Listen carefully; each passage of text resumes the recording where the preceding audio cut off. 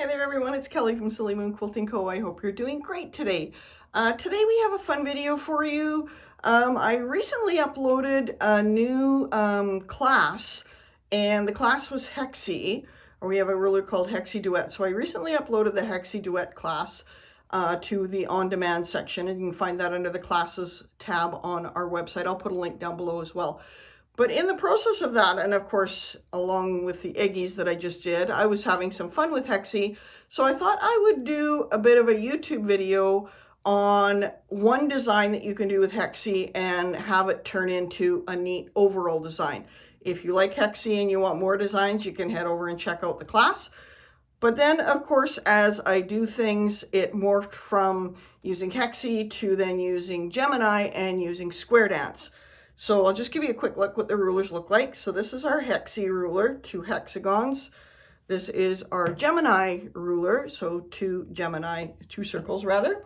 And then this is our square dance ruler, hence 2 squares.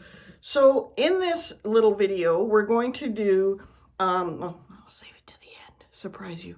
So in this video, we're going to do 3 different designs that I'm going to show you how to make them even bigger so that you can do them repetitively over your quilt. So I hope that you enjoy. See you soon. So a lot of times when we make a design, we have the option of doing it as a center block design or an overall design, or we just kind of do it randomly throughout our quilt.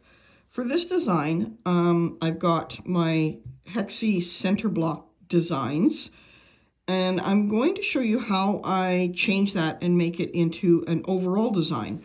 So I actually did a little bit of marking on this quilt top, and you know that I am not a big marking fan, but I think as far as something like this where you're creating a block design such as this, a center design, it's easier if you do have those reference lines marked.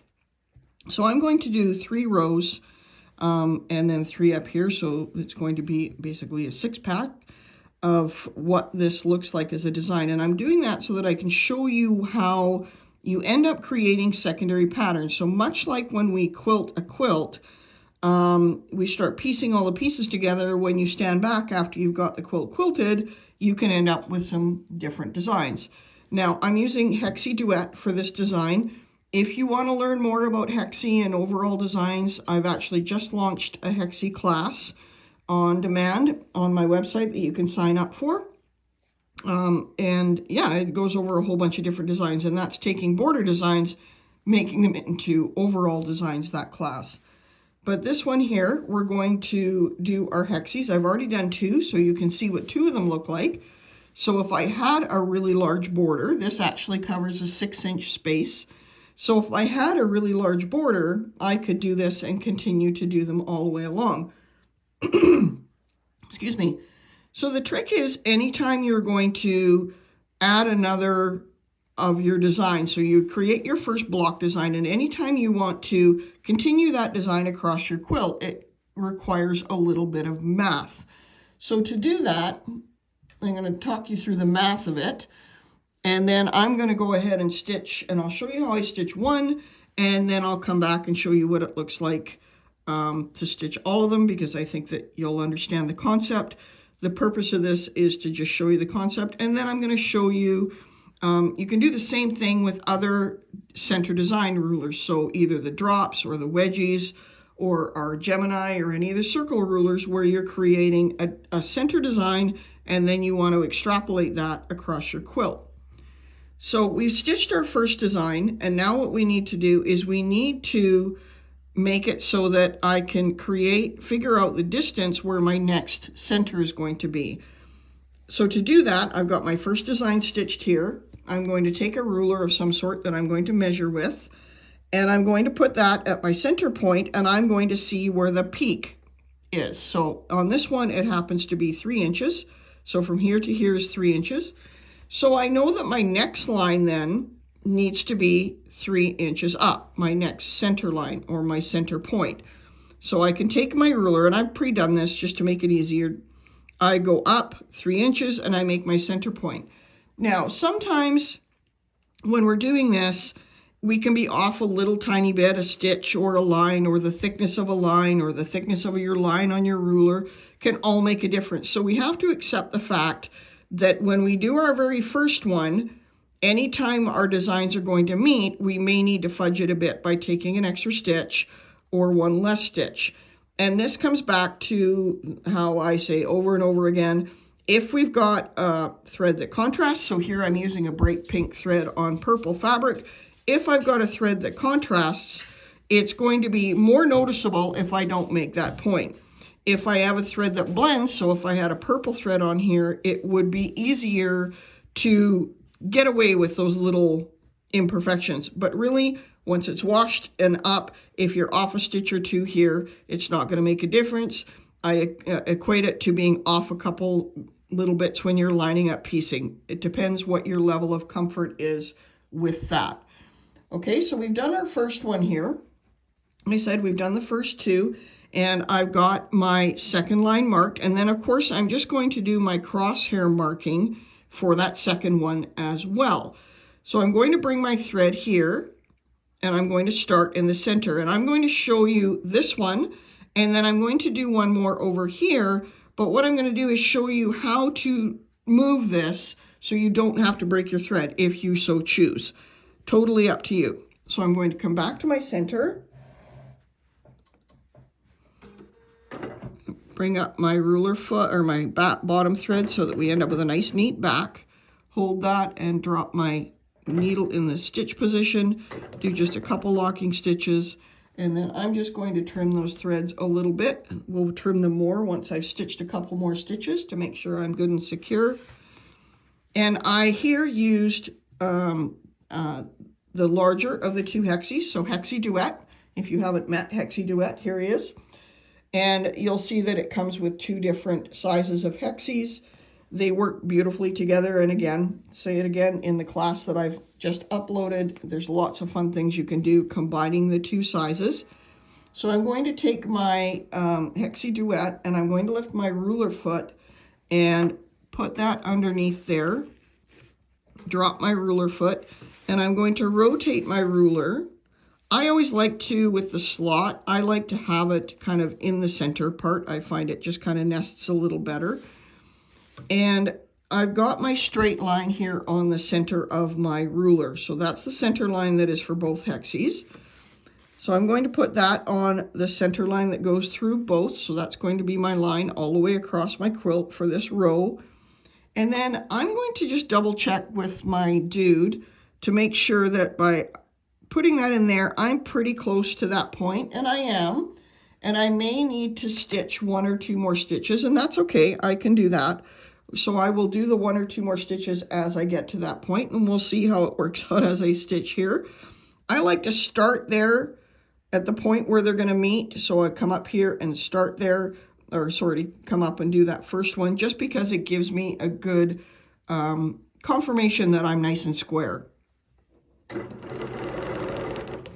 One reminder about hexi duet, you want to make sure that you're always making nice little stop in those corners to make sure that it stays nice and secure and we get a nice sharp point. So I'm going to come up to this point really slow, and I'm going to take one extra stitch because that's what I need to do to make those points match. That's what we really want to be sure of. And then I'm going to come back to my center. And I'm right back at my center.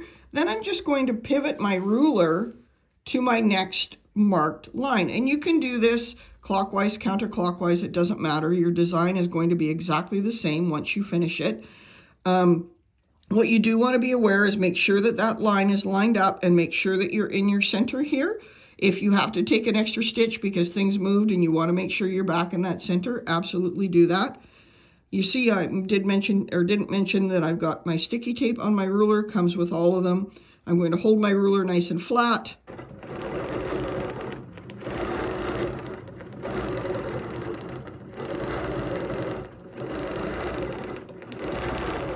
And back to my center, and I am simply going to continue doing exactly the same thing all the way around, and you'll notice that I'm not turning my quilt.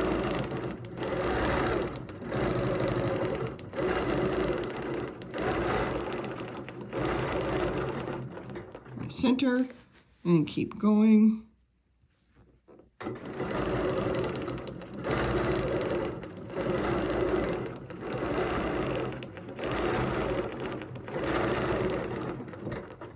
And I'll do one more.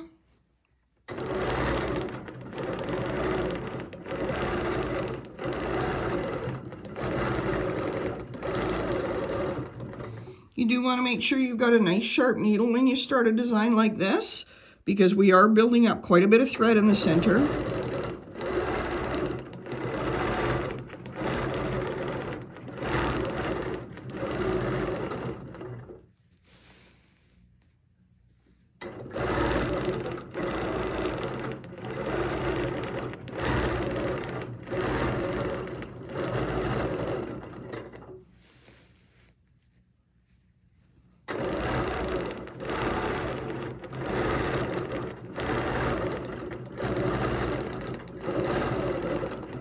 To my center again, and I'm just going to bring up my thread there, a couple locking stitches, and show you what it looks like when we now have two of them together. And pull that out of the way. So that's how you're going to get your two together. Now, I've broken my thread, so I can go back over here and start in my center. But let's say, for example, I didn't want to break my thread. Then I want to, before I go to the next one, so I've done my first hexagon here, before I go to my next design, I want to decide if I want to be on this side or I want to be up here. And I'm going to show you why. So I'm going to stitch another one, but I'm going to stitch it a little bit faster. I'm just going to speed it up so that you can see what it's going to look like. I'm going to bring my thread up again, and we're going to start exactly the same, but I'm showing you this so that you can decide if you want to do some double stitching or if you are happy with just breaking your thread at each one. I personally will do the double stitching if I have to. So again, exact same process. I'm going to go here, and I'm going to drop my needle, and I'm going to do my quick double check with my dude just to make sure that I'm pretty darn close. If I need to move a little bit one way or the other, once I get to that point, I can. So I ended up right there. And come back down the other side.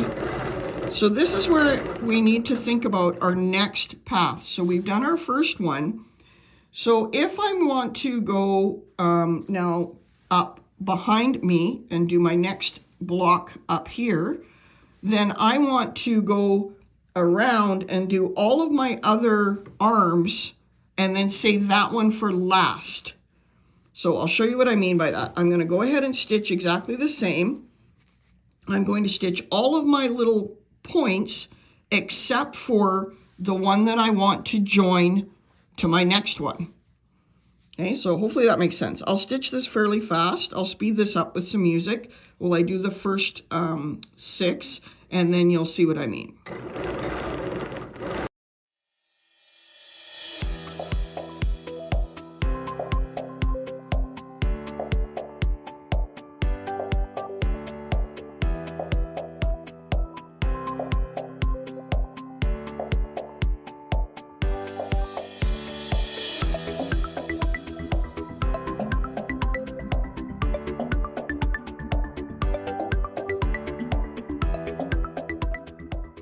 So I'm just going to turn this so you can see it. So I've got all of my, let's move that out of the way. I've got all of my hexes done. I've got one more to do here, but this is the one I want to do last.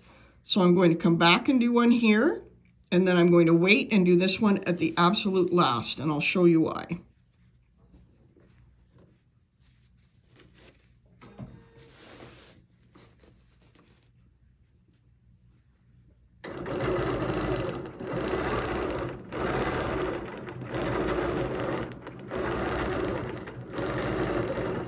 So I've done all my hexes now, except for that one, and I'm just going to turn this so it's a little easier for you to see. If you're working on your own quilt, you don't need to turn it. If I'm stitching behind here, it's going to be difficult for you to see. So we're just going to go ahead now. I've got all of mine stitched except for the one that I have chosen that I want to stitch up to next. So I'm going to do my next one, do my last one, but I'm going to really make sure that I'm holding my ruler nice and secure because I need to double stitch part of it. And we can do that as long as we hold our ruler nice and secure. So I'll show you what that looks like.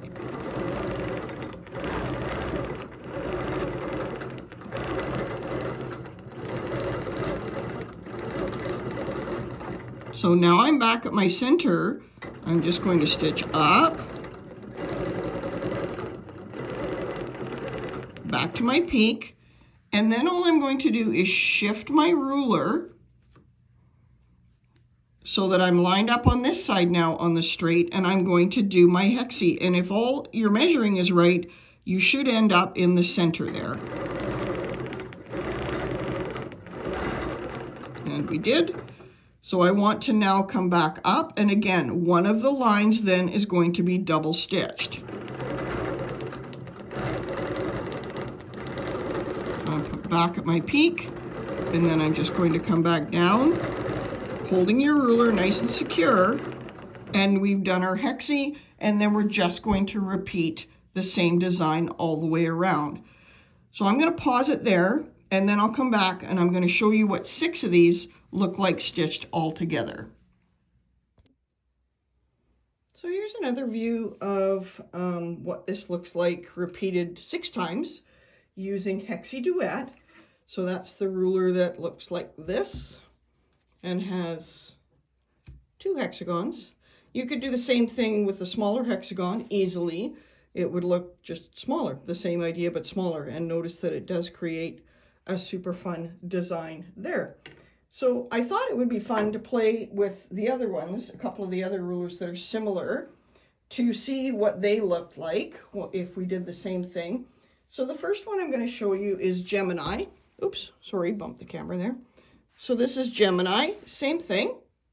I've done exactly the same way. I didn't stitch it and show you because I did show you with the other one and I thought it's exactly the same. So I don't need to show you that. Basically, you're taking Gemini. This is the larger of the circles, and I'm doing exactly the same thing all the way around. And I don't know, hopefully you can see that I did 1.5 turns to get to the next one, and then did the same thing just like we did in the hexi one here. So we've got Gemini and we've got hexi, and then I thought it would be fun to do it again, and I kept my thread color the same because I thought it would be neat to show you what this looks like with different colors of thread on different colors of fabric. So this one here is Square Dance. So that's the other ruler we have that has 2 different sizes.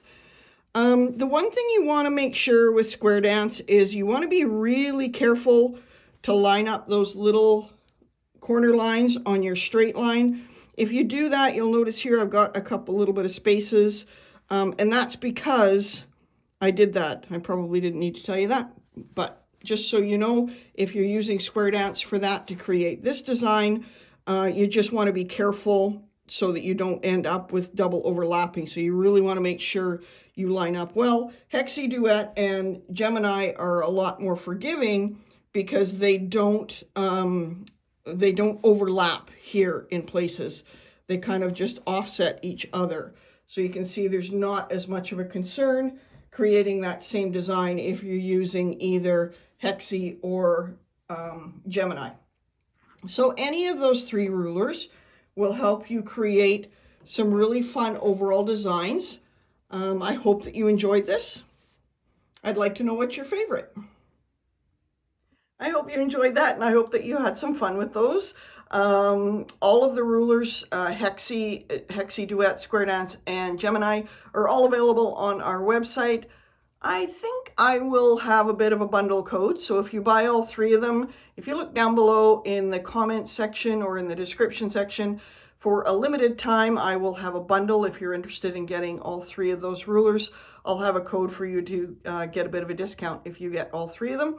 As always, we have a word of the week. Well, not really a word of the week, and we're not announcing a winner today. We're going to announce a winner for 2 videos. In the next one, I find that seems to be working better rather than doing one every single time as far as a winner. So there's no word of the week this time, but we are going to ask you to put down below which of these 3 rulers is your favorite, and that will be your entry into winning a $20 gift certificate from our website.